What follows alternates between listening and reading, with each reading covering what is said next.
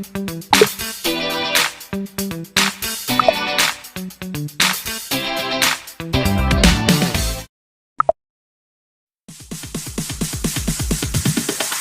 it's DJ.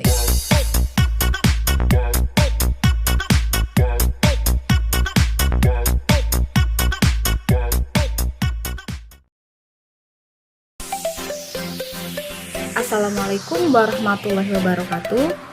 Salam sejahtera untuk kita semua, tabik pun. Saya ucapkan selamat pagi untuk Pak Nurdin MSI selaku dosen pengampu mata kuliah teori akuntansi. Dan saya ucapkan selamat pagi dan apa kabar untuk teman-teman semua. Semoga selalu sehat di kondisi pandemi saat ini. Baik, di sini saya Novita Sari, mahasiswi Pendidikan Ekonomi Universitas Lampung, akan memaparkan materi mengenai laba atau income untuk memenuhi tugas mata kuliah teori akuntansi. Jadi pada materi laba atau income itu kita ada 4 subbahasan. Yang pertama ada definisi laba, yang kedua karakteristik laba, yang ketiga laba ekonomi, dan yang keempat adalah laba akuntansi. Jadi sebenarnya definisi laba itu apa sih begitu? Yuk, come on, dengerin penjelasannya. Oke, jadi menurut Ikatan Akuntan Indonesia 2007, bahwasanya laba merupakan jumlah residual yang tertinggal setelah semua beban, itu termasuk penyesuaian pemeliharaan modal, itu misalnya kalau ada.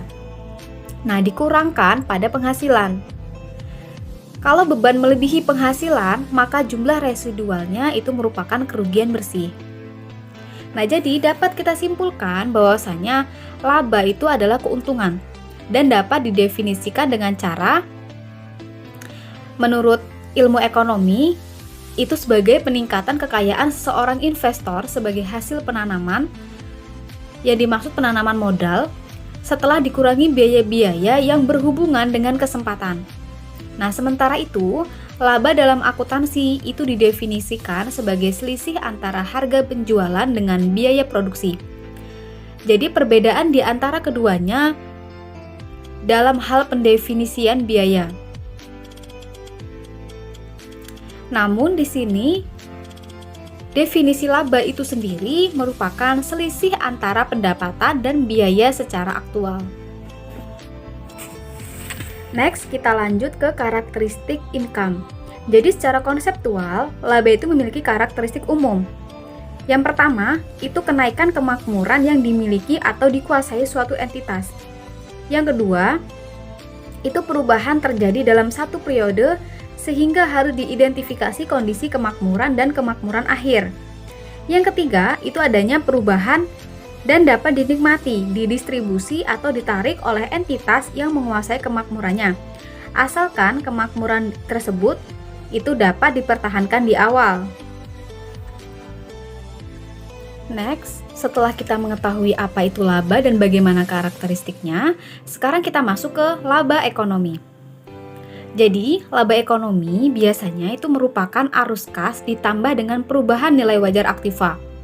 Di mana berdasarkan definisi ini, laba itu mencakup baik komponen yang sudah terrealisasi, itu terrealisasi maksudnya arus kas, maupun yang belum, yang dimaksud laba rugi ataupun dari kepemilikan. Jadi konsep laba ini mirip dengan pengukuran tingkat pengembalian suatu efek, yaitu surat berharga atau sekuritas, atau portofolio efek, yaitu tingkat pengembalian mencakup baik dividen maupun operasional dari modal. Nah, jadi laba ekonomi ini mengukur perubahan nilai pemegang saham. Kenapa? Karenanya laba ekonomi ini berguna jika tujuan analisis adalah untuk menentukan tingkat analisis pengembalian pada pemegang saham. Jadi pengembaliannya itu harus tepat untuk periode berjalan. Nah, kenapa untuk periode berjalan? Jadi maksudnya di sini itu tanpa mengurangi harga pasar. Menurut Fisher, Liddown, dan Hick menjelaskan bahwasanya sifat-sifat laba ekonomi itu mencakup 3 tahap.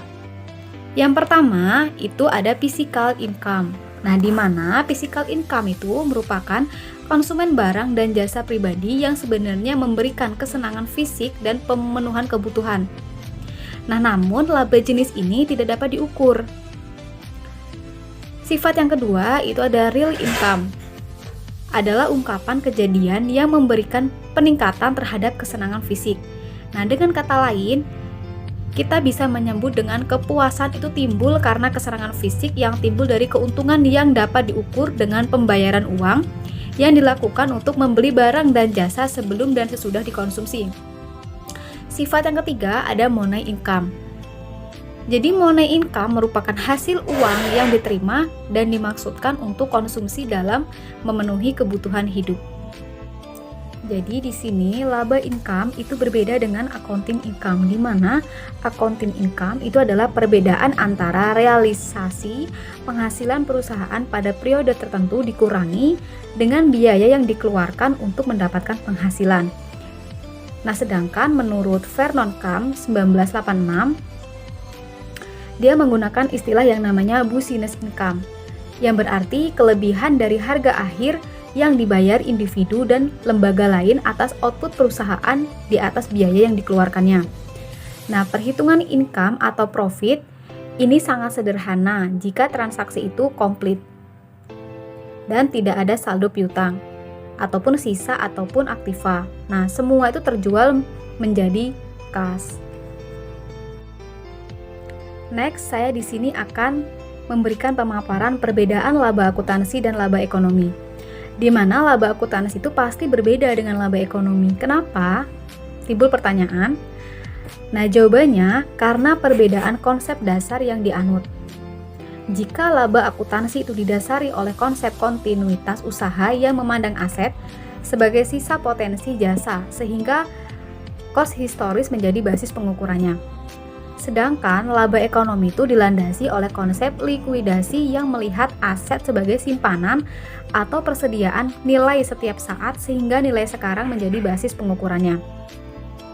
Oke, selanjutnya akan saya berikan tentang spesifiknya mengenai aspek pembeda antara laba akuntansi dan laba ekonomi.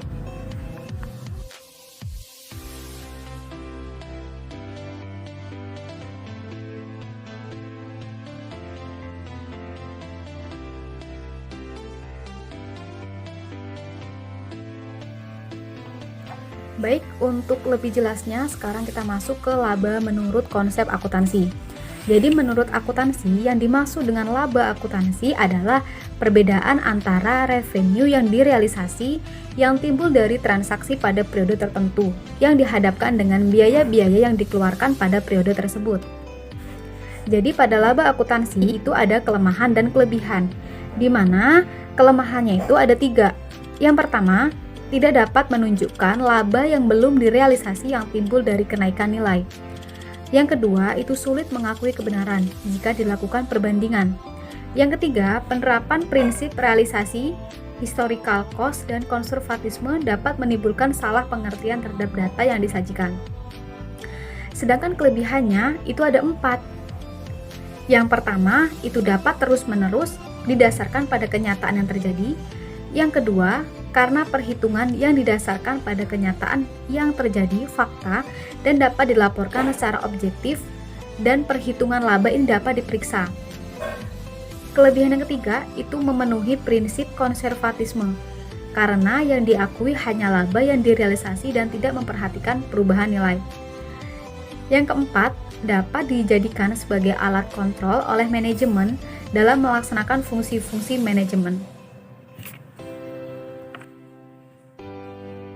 Setelah semua pemaparan, dan di sini ada tujuan pelaporan laba.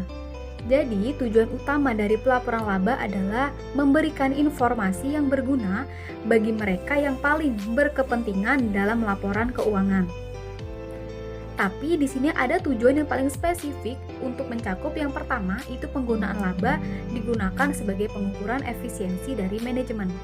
Yang kedua, itu penggunaan angka laba historis untuk membantu meramalkan arah masa depan dari perusahaan atau pembagian dividen masa depan. Yang ketiga, itu penggunaan laba sebagai pengukuran pencapaian dan sebagai pedoman untuk keputusan manajerial di masa depan. cukup sampai di sini pemaparan tentang laba. Bila mana ada kesalahan atau kekeliruan, saya mohon maaf dan kepada Allah semoga ampun.